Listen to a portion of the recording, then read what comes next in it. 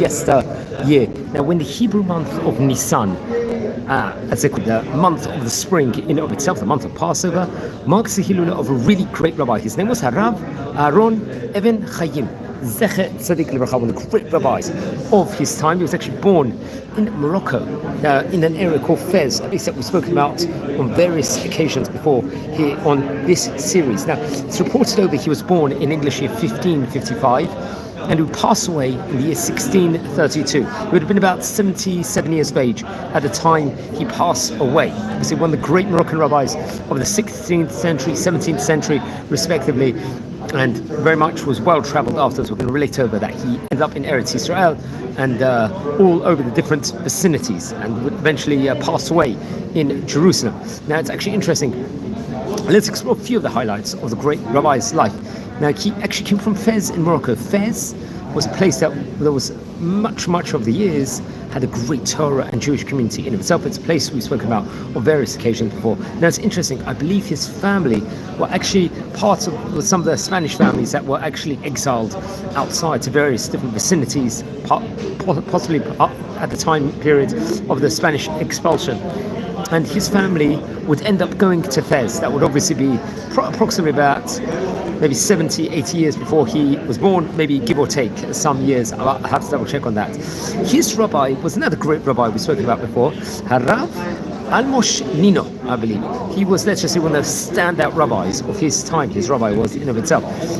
He would eventually be appointed as a judge, a dayan, as they say, the great Jewish court, the Bet Din, respectively, of Fez in Morocco, respectively. And I think that would be under one of the great rabbis, heads of that Bet Din, respectively, was Rabbi Shmuel ibn Danan, if I'm not mistaken. I think also Rabbi Yehuda Uziel Hasheni and Rabbi Vidal Sarfati. These are all great rabbis we've spoken about on this series. Possibly we've done a video on some of these great chachamim, respectively.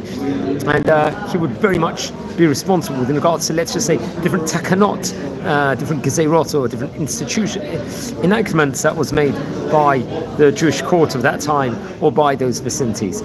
And it's actually interesting, he'll embark on a journey to Venice in Italy at that point in time. Remember, Italy was a golden center of Torah and Jewish life during the 17th century, especially over there. I believe he would want to print his book at that stage in time in the place.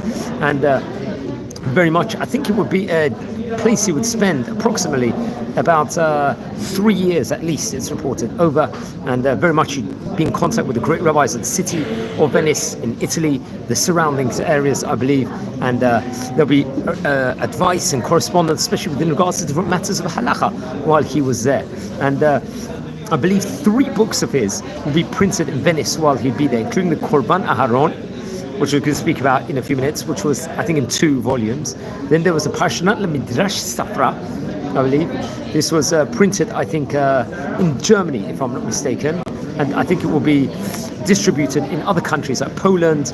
Then there was Sefer Midot Aharon, also, which would deal with the 13 Midot of Rabbi Yishmael, which very much we relate over the Tefillot, and the book called the Lev Aharon, also, which is, I think, on the book of Yoshua and Shoftim in the Torah, Nevi'im, and Ketuvim, respectively, in the Tanakh.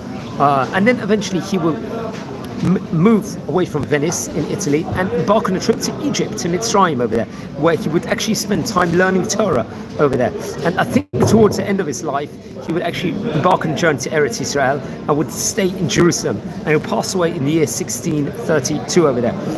And he had connection, I think, with many great rabbis. Great rabbis would speak at the highest terms within regards about him, including Rabbi Yehuda Aryeh Di Modina, another great rabbi, Rabbi Yosef Matarni, and Rabbi Azariah Fijo.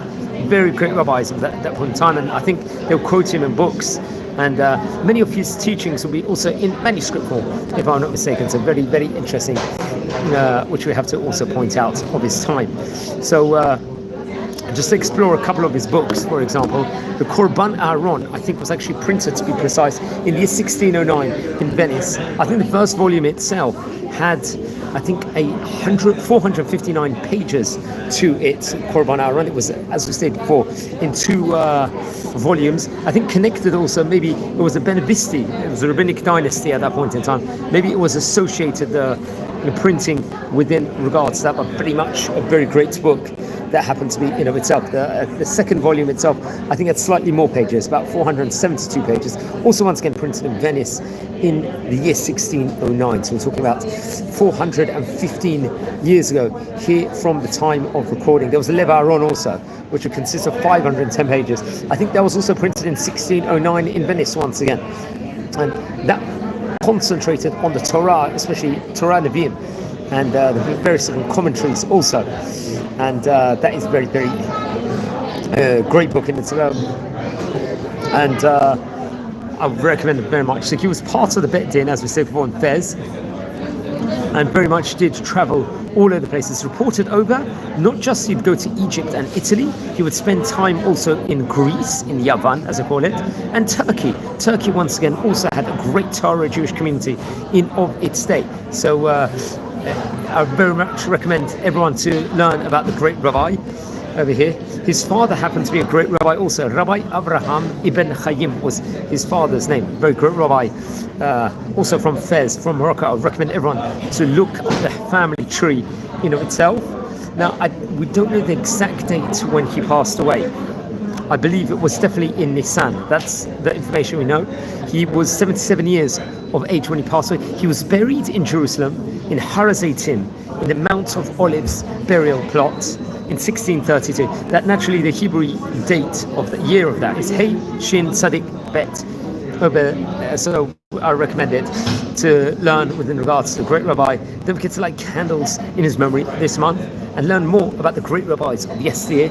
Friends, we're a community here. We're learning about the great Oriental rabbis of yesteryear. Please subscribe to the channel. We are already on nearly 6,500 subscribers. If you're related or descend from any of these great Chachamim, please let me know. Send a comment. I'd love to hear more. Now, if you feel anyone's interested in watching these videos, share the videos to the people respectively. It will be great to learn more and to publicize and educate more within regards to the great Chachamim of yesteryear in this Oriental Spanish series. So wishing you blessings here from the city of Bet Shemesh. I'm recording this. Take care and be well, everyone.